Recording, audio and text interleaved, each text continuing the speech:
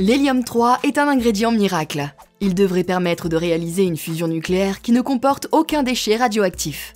Peut-il vraiment révolutionner l'industrie nucléaire? C'est en tout cas ce que pense la start-up américaine Elion Energy. Les sommes investies sont faramineuses, mais ce n'est pas pour rien. Depuis 1969, l'intérêt scientifique autour des différentes énergies à exploiter n'a cessé de croître. Désormais, le retour d'une mission humaine sur la Lune est donc motivé par l'exploitation de ses ressources.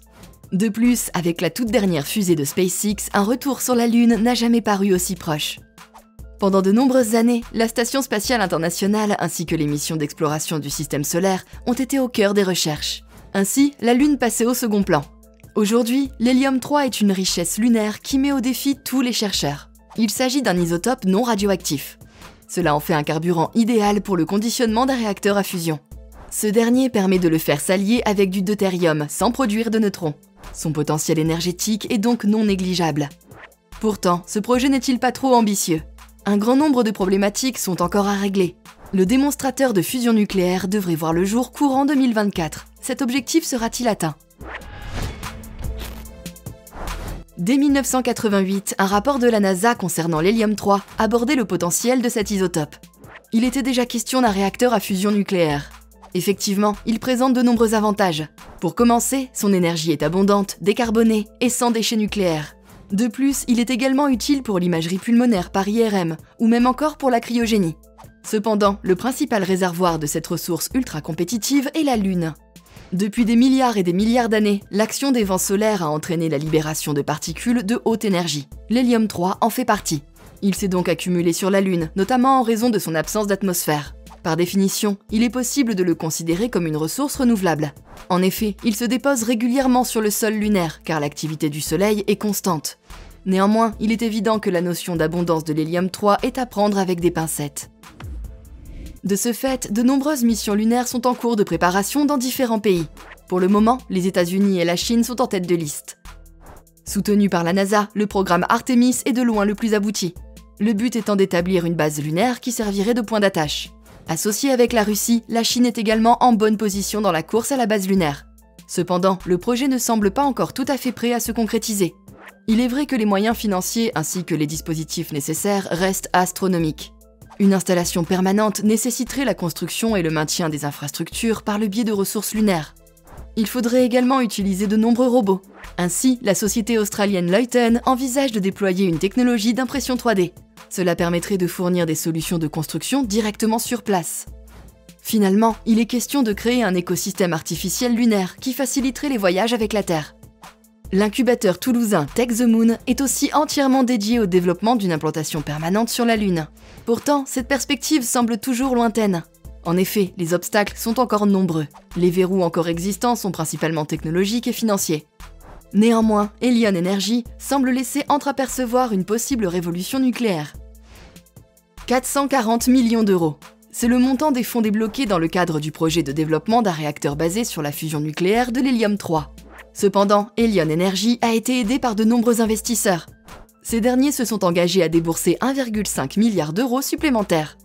Pour cela, il faudrait que certains objectifs prédéfinis soient atteints. Pour l'instant, nous n'avons encore aucune information sur les différentes étapes de ce projet hors du commun. Elion Energy devient donc la deuxième start-up la plus financée dans le domaine de l'aérospatiale. La première n'est autre que TAE Technologies. Actuellement, une fusion nucléaire sans aucun déchet radioactif semble être un Graal difficile à atteindre. En effet, il s'agit d'une quête très ancienne. Le principe de la fusion est simple. Il s'agit de fusionner les noyaux de deux atomes très légers. A l'inverse, la fission casse de gros noyaux atomiques pour dégager de l'énergie. La fusion nécessite des niveaux de chaleur et de pression très élevés. Cela se passe au niveau d'un plasma confiné au préalable. Ainsi, de très importantes quantités d'énergie s'en dégagent. De plus, la fusion ne peut s'emballer, ce qui permet de ne générer que très peu de déchets radioactifs. En ce qui concerne le carburant, la majorité des expériences utilisent du deutérium et du tritium. Il s'agit d'isotopes de l'hydrogène. Cette fusion émet alors des neutrons. Ces derniers sortent du champ magnétique. C'est à ce moment-là qu'ils viennent réchauffer les parois de la chambre de confinement du plasma, que l'on appelle le tokamak. Cette machine est conçue pour exploiter l'énergie de la fusion. En réalité, il s'agit d'une opération qui permet de récupérer l'énergie avec une simple turbine à vapeur. La réaction deutérium-hélium-3 est aneutronique. La promotion d'énergie libérée sous forme de neutrons est alors minime. Aucune structure n'est donc abîmée et aucun déchet n'est généré.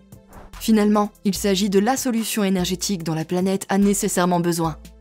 Malheureusement, la fusion nucléaire ne peut se faire sans combustible. Comme nous l'avons vu un peu plus tôt dans cette vidéo, l'hélium-3 est quasiment absent de la surface de la planète. Cependant, il est présent sur la Lune, mais son extraction n'est pas envisageable dans un futur proche. Elion Energy prend alors un tout autre chemin. Elle imagine une fusion mixte. Effectivement, la fusion d'atomes de deutérium entre eux pourrait permettre de récupérer de l'hélium-3. Pour parvenir à ces fins, Elion Energy mise sur la pratique de fusion par impulsion. Dans ce cadre-là, la configuration de confinement magnétique est vraiment particulière. Le plasma est confiné sous forme d'anneau. Il est ensuite comprimé par un champ magnétique. C'est exactement la même stratégie que celle empruntée par TAE Technologies.